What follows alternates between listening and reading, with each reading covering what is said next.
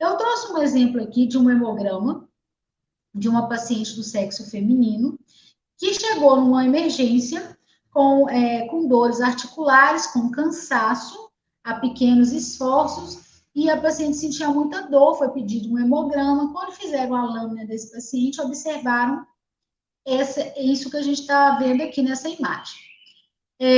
Quando a gente pegou o sangue dessa paciente e passou pelo aparelho, o que a gente encontra? Hemácias de 1,65, hemoglobina de 5,5, um hematócrito de 17%, um VCM de 103. A gente pode observar que a global dela está aumentada, e a gente observa também que as plaquetas delas estão um pouquinho aumentadas também, ou seja, o que está acontecendo com essa paciente? Primeira coisa que a gente vai ver aqui, olhando só os dados do hemograma, liberado, o dado cru, né, liberado pelo hemograma. O que a gente vai observar aqui? Que essa paciente está com um quadro grave de anemia. Isso é claro, isso é óbvio pelo que a gente vê aqui. O que justifica a falta, a dificuldade em se respirar dessa paciente. Justamente por quê? Porque ela está com pouca hemoglobina. Quem que leva hemoglobina? Quem que leva oxigênio para os nossos tecidos? Hemoglobina. O paciente está com a baixa de hemoglobina, baixa de hemácias, ela vai ter realmente uma dificuldade para se respirar ao menor esforço, porque ela não está conseguindo abastecer direito. Então, a gente já consegue justificar o porquê desse cansaço dela. Quando a gente olha o hemograma dessa paciente, o que a gente vai observar aqui? Primeira coisa, as setinhas aqui já mostram, eu apontei umas aqui, mas aqui a gente já consegue ver, ó. Hemácias em formato de meia-lua. Vocês conseguem observar essas hemácias em formato de meia-lua? Gente, viu hemácias desse jeito? Isso é um sinal patognomônico de anemia falciforme. Não existe outra condição, outra patologia que tenha hemácias, drepanócitos, hemácias em forma de foice ou meia-lua, a não ser a anemia falciforme. Então, você bateu o olho na lâmina, viu isso aqui? Você tem que relatar isso aqui.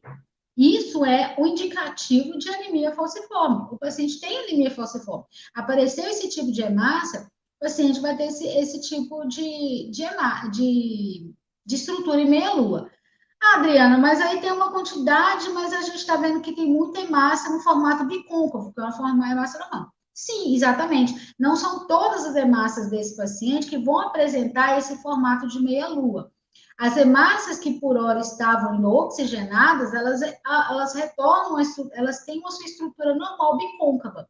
Só que quando ela se desoxigena, quando ela perde o processo, né, ela libera o oxigênio, o que vai acontecer? Vai acontecer o agregado dessas hemoglobinas, da hemoglobina S. Esse agregado vai formar a estrutura rígida que vai formar então essa estrutura de meia-lua. Essa estrutura de meia-lua, caso no nosso organismo, em algum momento, ela seja oxigenada, ela pode voltar à origem de ser uma hemácia bicôncava novamente. Só que chega um ponto que não, que esse processo não é mais reversível, que ela deixa de ser bicôncava para passar a ser nesse formato de meia-lua. O problema dessa hemácia de meia-lua, apesar dela levar oxigênio para os outros tecidos também, o que acontece? Ela tem uma meia-vida muito curta. Então, ela é uma hemácia que também vai ser destruída com frequência. Ela dura, em média, 3 dias no organismo, diferente, por exemplo, das hemácias normais, que duram uma média de 120 dias.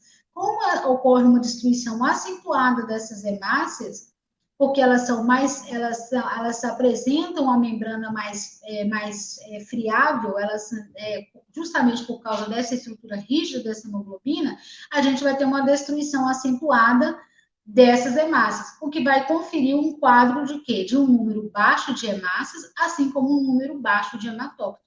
Então, aí a gente consegue interligar o que a gente vê na lâmina com o que a gente observa no nosso eritrograma aqui.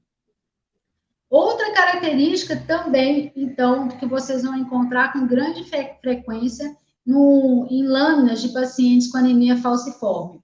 Esses eritrócitos em tamanhos aumentados e com a coloração meio azulada, mais arroxeada, que são o quê? Que é um policromatófilo, ou seja, é um eritroblasto é uma policromasia. A gente observa aí que a gente tem uma alteração da cor. Essa alteração da cor é um reflexo da produção acentuada da medula para tentar repor no organismo os eritrócitos que foram destruídos. Então, vai ser muito comum vocês encontrarem nesses pacientes também o quê? Essas hemácias, que são, na verdade, reticulócitos, são hemácias jovens, são reticulócitos. Aqui é que a gente está, elas estão coloradas com panótico, mas se a gente fizesse uma coloração especial com azul de cresil, a gente observaria o quê? Que isso aqui era, na verdade, um reticulócito, ou seja, uma célula jovem. E outra célula jovem que a gente observa aqui também, um eritroblasto. Isso tudo é indicativo de quê? De que a medula está trabalhando para conseguir repor o número de células de hemácias que estão sendo destruídas pelo organismo. A medula está ok, está trabalhando, está funcionando. Então, é comum a gente encontrar essa policromasia além desses eritroblastos. Isso também tem que ser relatado no nosso laudo. A gente não pode deixar de relatar isso no laudo, tá? Tem que ser relatado. Outra coisa que a gente vai encontrar também. O que eu falei do baço lá atrás? O baço, ele está comprometido porque ele está tentando destruir essas hemácias em forma de meia-lua, né, os drepanócitos, que ele entende que é uma estrutura anormal que precisa ser destruída. Então, ele está sobrecarregado com essas atividades. O que a gente vai encontrar, então, também? Podócitos, ou células em alvo. Por quê? Porque quem que faz a lapidação dessas células em alvo, na verdade, a gente já viu isso em outras aulas anteriores, que é justamente o que? Os macrófagos que estão presentes no baço.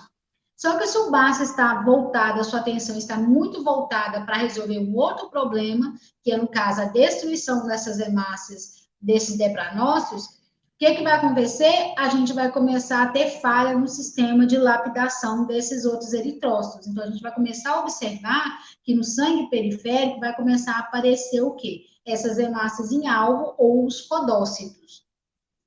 Outra coisa importante também aqui que a gente tem que levar em consideração é o quê? O VCM dessa lâmina aqui também, que é um VCM que está alterado. Esse VCM está alterado por quê? Porque a gente está tendo aqui uma variação de hemácias. A gente está tendo hemácias em tamanhos aumentados, maiores, que, na verdade, elas estão se referindo a quem? Justamente a esses reticulócitos, a essas células que estão com essa coloração alterada aqui, porque elas são células maiores. E como o organismo está produzindo elas com maior intensidade, a gente tem muita quantidade dessas células. Então, é normal a gente conseguir visualizar várias dessas células na macrocitose, essas hemácias em tamanhos maiores do que os padrões. E outra coisa que a gente vê também é o quê? O RDW alterado. O que significa esse RDW alterado? A gente está tendo uma variação muito grande na amplitude de tamanho dessas estruturas dos eritroblastos. E isso a gente pode ver claramente nesse campo aqui. Olha o tanto de células que a gente tem aqui e olha só, olha o tamanho dessa hemácia, olha o tamanho dessa, olha o tamanho desta, olha o tamanho desta aqui. Olha o tamanho destas. Todas apresentam, a gente tem uma variação muito grande de tamanho aqui, o que justifica esse RDW alterado. E outra coisa que vai acentuar a alteração desse RDW também é justamente o que? A presença desses esquizócitos aqui, ó, desses fragmentos de hemácias. Por que existem esses fragmentos de hemácia? Esses fragmentos de hemácias existem. Por quê? Porque a gente está tendo obstrução desses vasinhos, desses minúsculos vasinhos. Nessa obstrução, quando as hemácias saudáveis, ou mesmo essas outras em formato de meia-lua, elas tentam atravessar essas obstruções, ocorre a hemólise dessas hemácias, uma hemólise intravascular. Isso aí libera no sangue periférico esses pedaços, esses fragmentos de hemácias que a gente observa aqui, que vão colaborar também para o quê? Para uma alteração desse RDW, ou seja, a gente está tendo uma variação muito grande de tamanho. E isso é muito comum de se encontrar em um quadro de anemia falciforme. Aqui a gente observa também que a gente tem uma global alterada, uma global aumentada desse paciente. Dois fatos devem ser levados em consideração aqui. Primeiro, o fato pacientes que apresentam anemia falciforme, sim, eles podem apresentar quadros inflamatórios mais acentuados, mais comuns do que os outros pacientes, principalmente se eles estiverem em momentos de crise. Então, os locais onde sofreu uma obstrução dos vasos, que teve uma necrose local de tecido, isso gera uma reação inflamatória.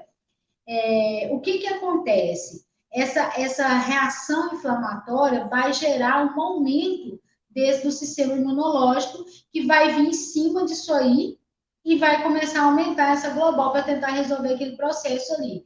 Pacientes também que apresentam anemia falciforme são mais suscetíveis a processos infecciosos, o que pode levar esses pacientes a apresentarem também uma global aumentada. Só que aí, nesse caso aqui, a gente não está vendo desvio à esquerda. Então, provavelmente, não é um processo infeccioso, mas sim um processo inflamatório condizente com o quadro de anemia falciforme.